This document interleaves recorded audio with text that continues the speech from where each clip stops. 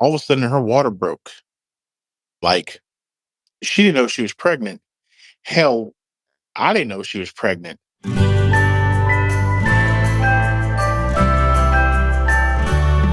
to survive the classroom. Have you ever wondered what I would say if my mother and my administrators weren't watching every single thing I do on social media? Well, that's exactly what my stand-up show is, and I'm going to be coming to a town near you super soon. You can get tickets at educatorandrea.com/tickets. Hey, teacher besties, welcome to How to Survive the Classroom.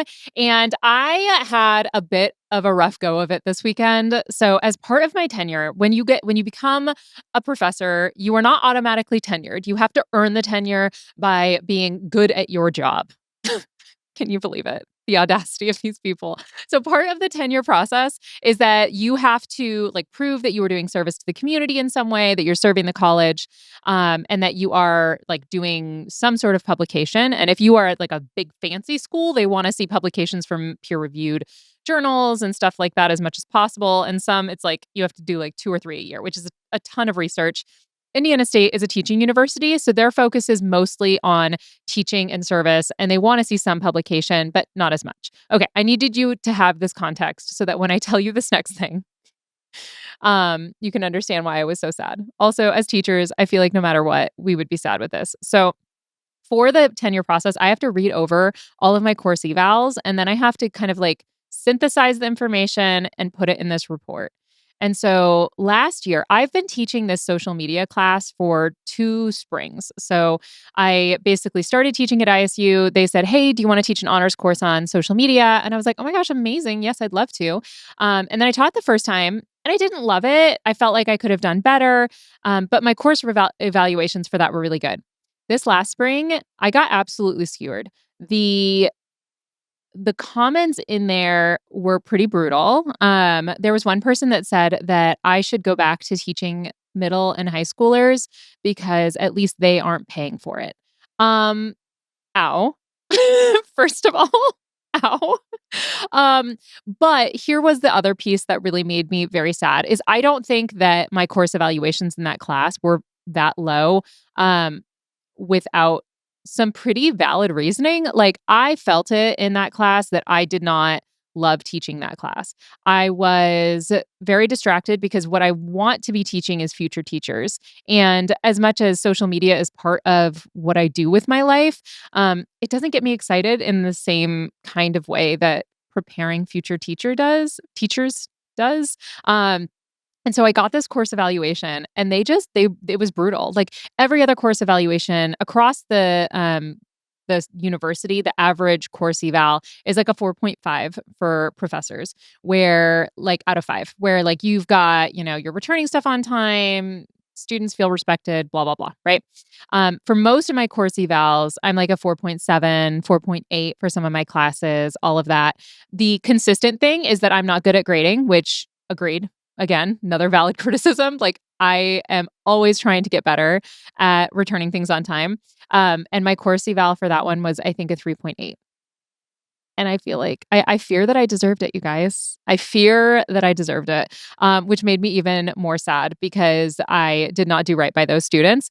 And that is the hardest part of working at a university is you will have classes where it's a miss. When you teach high school, you'll have classes like that where you're like, wow, that was a miss. I didn't do great.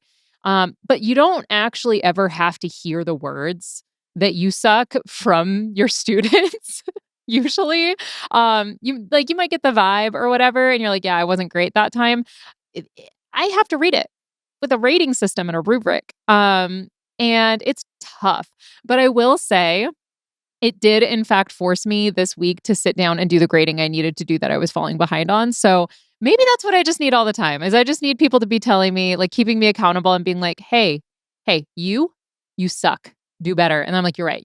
I'll get on that. So if you feel like you've been sucking lately, you're not alone because I have a whole document that demonstrates that I suck a little. Thankfully, that's only one class out of the many classes that I teach. And most of them were very positive. But man, there were 3 or 4 students in particular that hated me, which is always a tough pill to swallow. And I was telling my husband about this. I was like, man, it really hurt my feelings. I got like some really mean comments, and my husband started laughing. And I was like, what? And he's like, I was just thinking about a review I left of one of my college professors at the college I went to in California. And I was like, what? What do you mean? What did you say? And he's like, you know, it was my chemistry professor and I really didn't like him. And I was like, what did you put in this professor's review? And he said that he left a comment that he didn't think that that professor could teach a bucket to carry water, which is so mean, but so funny. And I was like, I promise you that professor thinks about you all the time.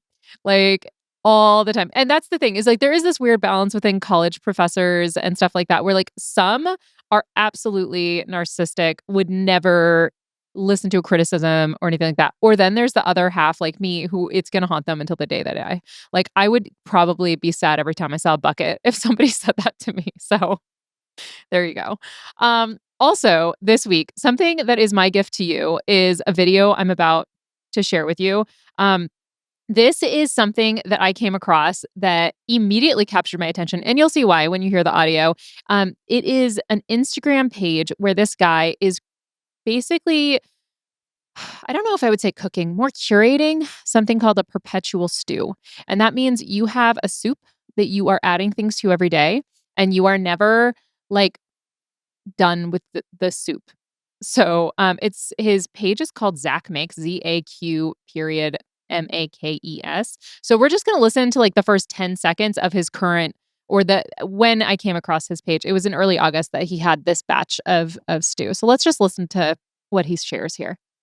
I fear that the placenta has only grown stronger while the egg bits maintain a chokehold on the stew's texture. Stewthius will definitely require a bath, but first I put ingredients in last time, and I need to see how they taste. There is an undefinable flavor to it. I was just minding my business on the internet and I came across that video and I went down such a deep dive of this guy's page. So that happened in August where he had placenta and egg that he had added to his soup, which the comments on that page alone had me absolutely rolling. There was somebody who commented and said, I fear the placenta has led us off the golden path. And like what a stunning opening line for a video where he's like, I fear the placenta has a chokehold on the flavor. Is that what he said? It was so, guys, this guy added placenta to a soup that he knew he was going to be consuming day after day and egg. And I don't know because I haven't been following a lot if it was like he just added raw egg. And so now there's like a scrambly piece, but now I'm hooked. So if you need a deep dive to jump into, just out of fascination and horror, I would highly recommend. He eats it every day, I assume. I mean, the fact that he said that the placenta flavor has a chokehold on the stew does make me think that he's eating it every time. And sometimes it looks a little bit better, but it is like a real dark color. It looks real upsetting. So you're welcome for that. And it's just nice to know that at some point in life, that weird kid that was like pressured into eating all of the lunch foods, like when people would like mix everything at the end of lunch and you dare someone to like drink the mixture, I feel like this is where that kid ends up. It's like, it's a core memory. And then that's just his life now is he just eats perpetual stew and posts about it on the internet. And I have respect for it, You gotta know where your gifting is. I will say that would be a hard sell if you went to someone's house and you were like, hey, would you like some of my perpetual stew? The egg bits really have taken over the texture of it, but other than that, it's got a strong placenta flavor. So there you go. A gift from the internet gods for us today. And also something else that has been making me laugh because I feel like as teachers, we always need something to go back to and make us laugh. I came across a comedian named Caitlin Palufo. I think I'm saying her name right. She's a New York City comedian, and she had me absolutely cackling. Like most comedians, most of her clips that she posts online are crowd work, but I was like rolling watching her videos. So Caitlin Palufo is another one that you guys can check out. Her stuff is so funny. Most of her clips, I did look to see if there was any clips we could show on here. Most of her clips are not PG. So I didn't want to share them here necessarily, but they're very good. So if you want to laugh, go and check out Caitlin Palufo. All right, guys. Without further ado, let's go ahead and jump in to the first voicemail that was sent in this week. Okay, hi. I'm Miss T. I teach online 6th grade English. It's fantastic. It's wonderful. I love it. So today I got woken up to find out that my car was stolen by a tow truck. Fantastic. Great way to start the morning, 4:00. Great, great, great. I couldn't go back to sleep. I stayed up planning, getting ready for the morning. And I tell my kids, hey, this happens my first hour, and they're so loving and kind and sweet and just hyping me up. And then my second hour rolls around. And I don't know why it's always the second hour. That's a wild bunch. I don't know. Anyways, so I tell my kids about my morning. One of them's like, I'll ask my dad for money. So sweet. I can't. I'm like, no, honey, I'm fine. I've got the money. That's not the problem. Problem is it sucks. He's like, yeah, that really does suck. I'm like, thank you though. That was very sweet. And I'm like, okay, guys, we're online. So I'm like, okay, guys, scavenger hunt. Find things that'll make Miss Torres Tucker giggle. Find things that'll make me smile. Do the things, whatever. So I have one little boy modeling his white water bottle on the screen, like Vanna White. I had another boy do the same exact thing, modeling a Morton salt container. Fantastic. I have a ragdoll bunny presented to me wearing a 1-year-old's shorts. Why? I don't know, but it was magical. Then I get those fugglers, which are amazing if you haven't seen them. And they're like, go and get yourself one so you feel better after work. And I'm like, okay. So I did. Oh my gosh. Here's what I love about that voice memo. It's just so clear that she really loves what she's doing. Like you can hear in her voice that like the silly goose behavior of these kids is just bringing her nothing but absolute joy. Oh, I hate that so much. Okay, so my producer just showed me what a fuggler is, guys.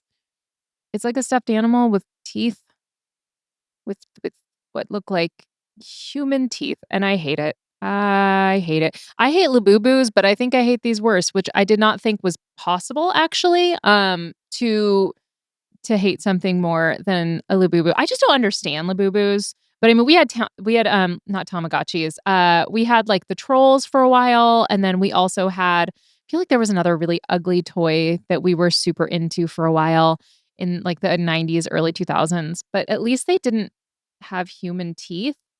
So the brand name, if you guys haven't seen these, it says, um,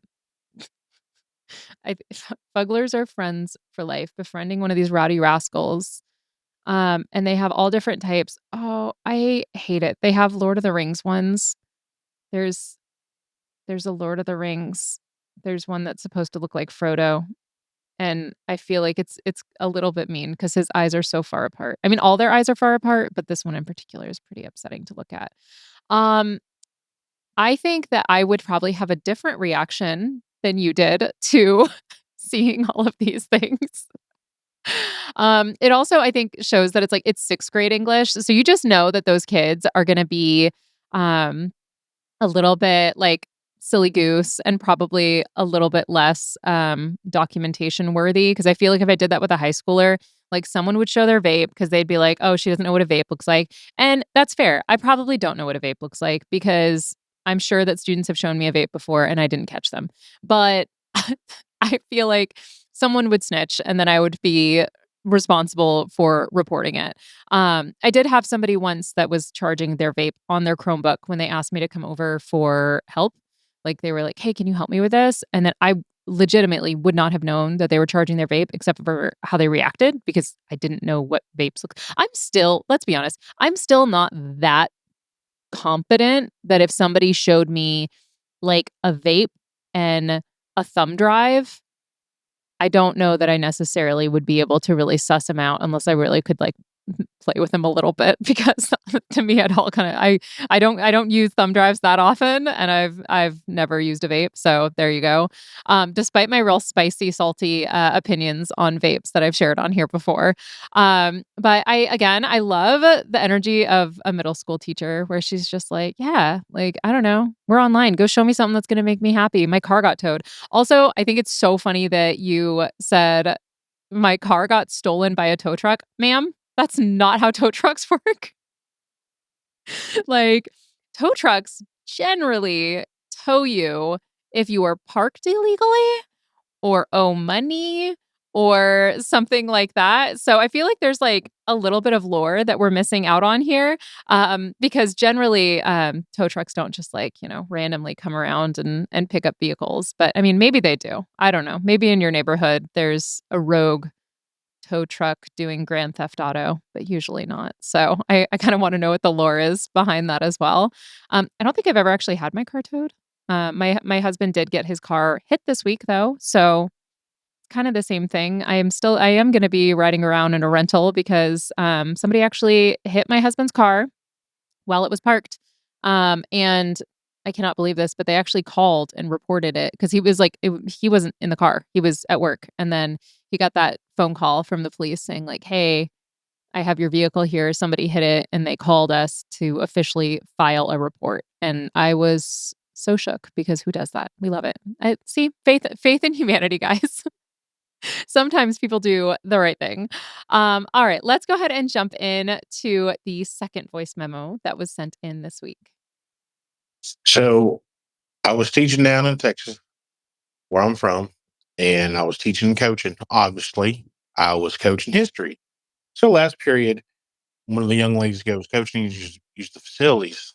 I said, yeah, go ahead. It's not a big deal. All of a sudden, her water broke. Like, she didn't know she was pregnant. Hell, I didn't know she was pregnant.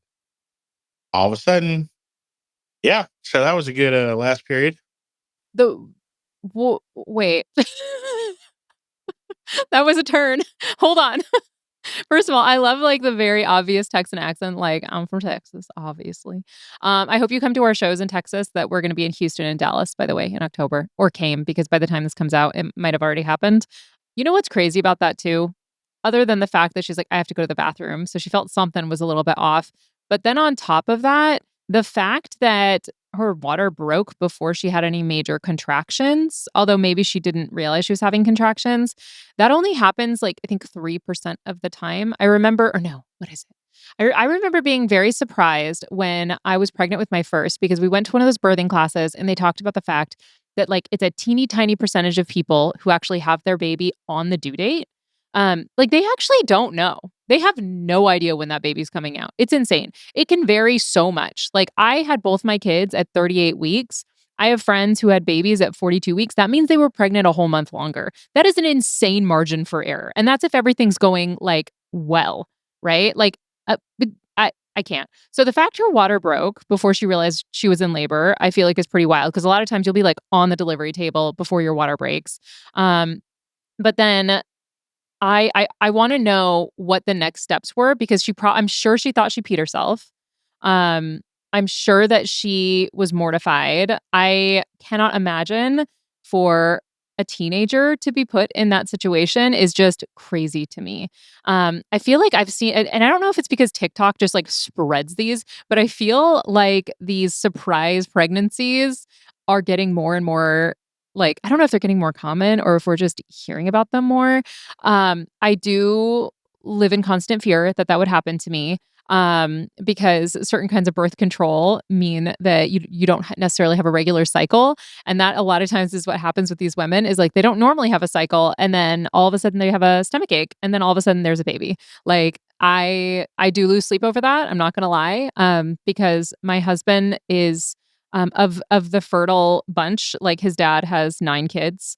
And when we wanted to have kids, we said, okay, cool, I'll stop taking birth control. And I was pregnant that month, both times. So I have reason to fear, that if my IUD goes sideways, like it's going down, unfortunately. I live in absolute terror. Also, I am 1,000% somebody who, even if I was like very pregnant, I probably wouldn't, I would have that baby in my bathroom at home because I wouldn't realize I was in labor. That almost happened with my first child, and I did know I was pregnant. Because nobody tells you this, guys. Nobody tells you this. So I'm going to tell you this. Sometimes when you are in labor, early labor, it feels like you had Taco Bell. It does not feel the way you like a menstrual cramp necessarily, because everyone experiences like pregnancy and delivery pain a little differently. I had been told by so many people, Andrea, when you're really in labor, you will know. You will know. It will be so obvious. But here's the thing is you have diarrhea for like 3 weeks before you have a baby a lot of times because your body is like preparing, it's like emptying everything out. It's like, fire all cannons, right? So it's a mess down there. You don't know what's happening. And the night before I had my daughter, and again, first child, my mom had C-sections with both her babies, or all 4 of her babies. And so we had no idea how long she would have gone. So she never actually went into labor on her own. And I was the first of my family. So we had like no family history to really look at. And I was 38 weeks and 2 days. And I felt like I had a really bad stomach ache that was like, man, I should not have eaten whatever I had for dinner that night. And I kept telling my husband that, and I was like bouncing on a yoga ball. And I was doing that anyways because I was over being pregnant.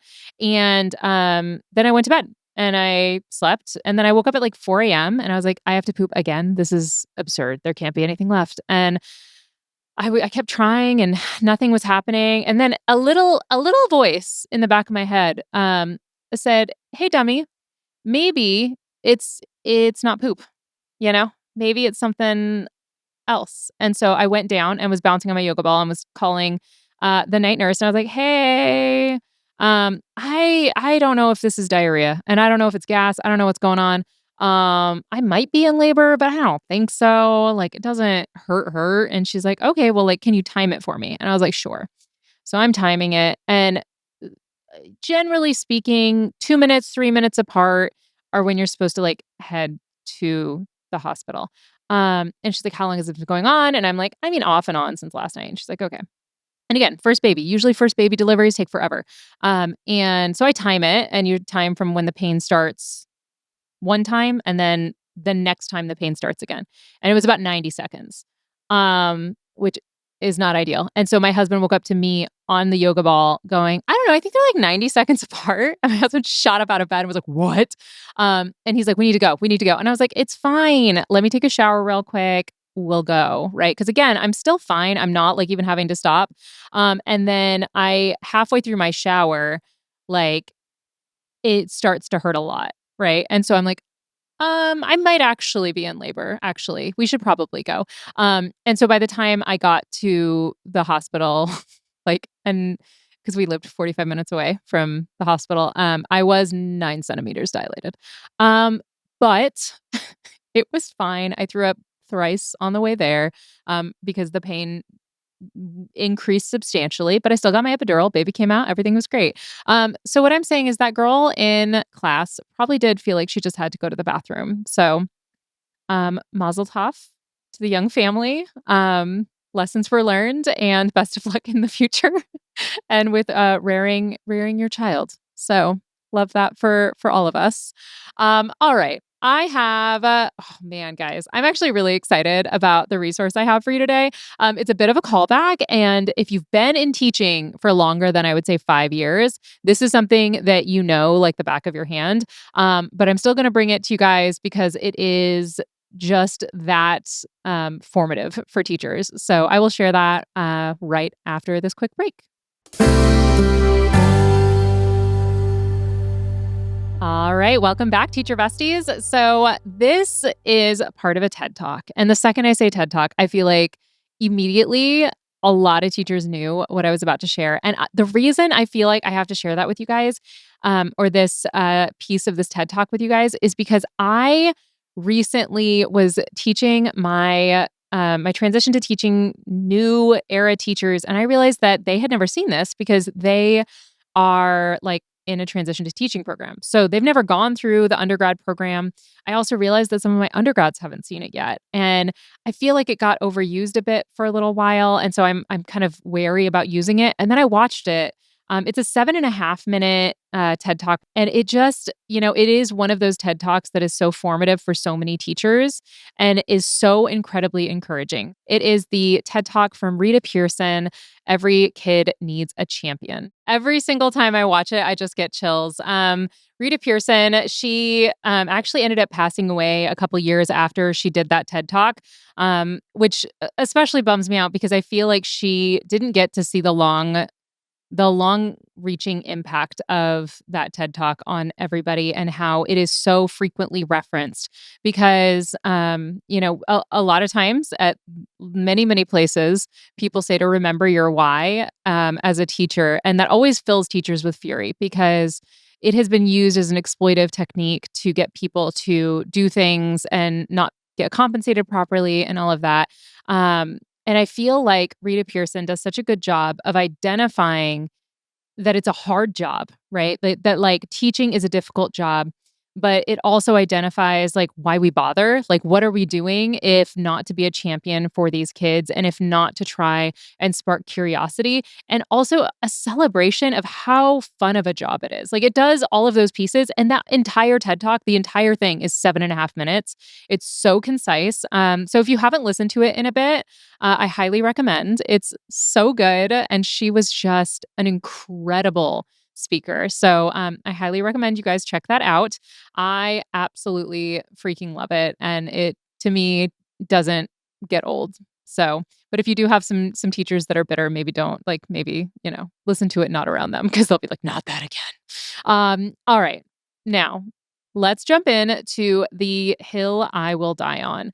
The hill that I'm going to die on today is that I think that providing unfettered access to the internet before kids could be legally left alone in a public place is morally repugnant and irresponsible.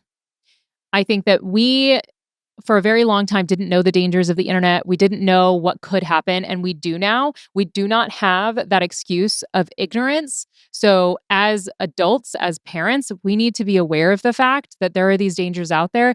And like when we have a child in our care, we treat that danger like it's real because it is. And I have, I've read Jonathan Haidt's book, The Anxious Generation, and that is an incredible, incredible book about the impact of the internet and phones on our kids. But I also came across this video, and actually it's shared on Jonathan Haidt's Instagram page, but it is a perspective from a teacher on the impact of phones from her own point of view. So I just wanted to share that with you guys as well. You guys don't know what's going on in education right now. That's fine. Like, how could you know unless you were working in it? But I think you need to know. So here's exactly what it's like right now working in public education. First of all, the kids have no ability to be bored whatsoever. They live on their phones and they're just fed a constant stream of dopamine from the minute their eyes wake up in the morning until they go to sleep at night. Because they're in a constant state of dopamine withdrawal at school, they behave like addicts. They're super emotional, like the smallest thing sets them off. And when you are standing in front of them trying to teach, they're vacant. They have no ability to tune in if your communication isn't packaged in short little clips or if it doesn't have like bright flashing lights. It's actually the way harder part for me than just the outright behaviors is just being up at the front, talking to a group of kids who have their eyes open, they're looking at me, but they're not there. They're not there. And they have a level of apathy that I've never seen before in my whole career. Punishments don't work because they don't care about them. They don't care about grades. They don't care about college. It's like you are interacting with them briefly in between hits of the internet, which is their real life. I've seen some TikToks recently where teachers are getting a lot of hate, like for not adapting to the kids or punishing them or whatever. And I just got to say, like, I can tell you with absolute certainty, it is not the teacher's fault. It might be the parents' fault. It might be our capitalistic society's fault, but it is not the teacher's fault. I know that was a bit heavy. And I know that for those of you in the classroom, it's also not a surprise. But I want to have a little bit of an encouragement here on the end. in that there are a lot of schools and a lot of places where they have now made it the policy that phones are to be in lockers completely during the school day. And I am hearing from people who are teaching at those schools, and the improvement has been exponential. It has completely transformed their classrooms. So there are things that are being done. I would also encourage you to reach out and support kind of making it so that phones are not something that kids are having on them at all areas of the day. And I know for me as a parent, that's a goal that I have as well, that when I'm around my kids, my phone is not in my hand. Like it's, and it's especially difficult because it is part of my profession, like I have to be present online at least part of the day because it is my job, but I don't need to be scrolling all the time. I don't need to be locking in to all of these various things. I need to be locking in on my kids.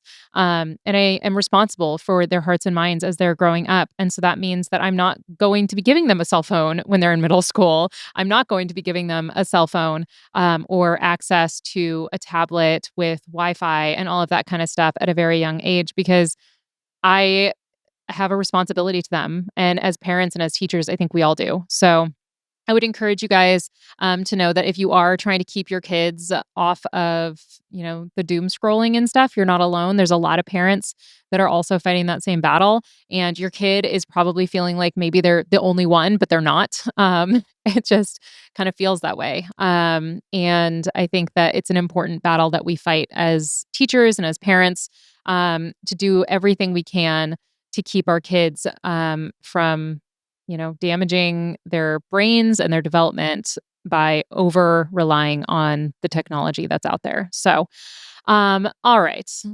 That was a real heavy ending, guys. I feel like we need to shake it out or something, maybe go watch and check and see how the Perpetual stew is doing after this. If you needed something a little light. Last time I saw he put some chipotle peppers with adobe sauce in, and that looked lovely. I don't know that he's going to add any more placenta, but fingers crossed. If you have thoughts about what we talked about today, you can why can't I say words? Contact us at Andrea@human-content.com, or you can contact me at Educator Andrea on TikTok and Instagram, or you can contact the whole Human Content Podcast family at Human Content Pods. You can also see me on tour. You can check out all the dates on educatorandrea.com/tickets. And if you want to see me with Gasper Randazzo and Philip Lindsay, those are all the Teachers Lounge shows. So if you go to my site or you go to teacherloungelive.com, either way, you're going to come across the ones where I'm going to be with those silly boys. And we're kind of going to be everywhere. So make sure that you add yourself to the email list and all of that good stuff. So that way we can stay in touch when we come to your area because you do not want to miss it. We've sold out almost every time. It has been an incredible time and everybody always leaves just feeling really good and happy and excited about their week. So, and thank you so much to those of you guys who have left wonderful feedback and awesome reviews. If you haven't done it yet, you need to do it. Por favor. That would be great. Oh, look at me and my Duolingo. Guys, I'm at day 112 now. I'm just basically bilingual. I shouldn't say that into the microphone because last time I said that out loud, all of my YouTube ads started coming in Spanish and no hablo español that well. So, if you want to check out the full video episodes, they are up every week on YouTube at Educator Andrea. Thank you so much for listening. I'm your host, Andrea Forcum. Our executive producers are Andrea Forcum, Aaron Corney, Rob Goldman, and Shanti Brooke. Our editor is Andrew Sims. Our engineer is Jason Portizo. Our music is by Omer Benzvi. Our recording location is Indiana State by College of Education. To learn more about our How to Survive the Classrooms program, disclaimer, and ethics policy, and submission, verification, and licensing terms, you can go to podcasterandrea.com. How to Survive the Classroom is a Human Content production. How to survive the classroom.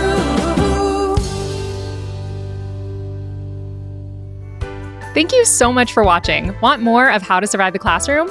You can watch more episodes right now. Just click on that little box over there. You see it? And if you haven't yet, please subscribe. Okay, bye.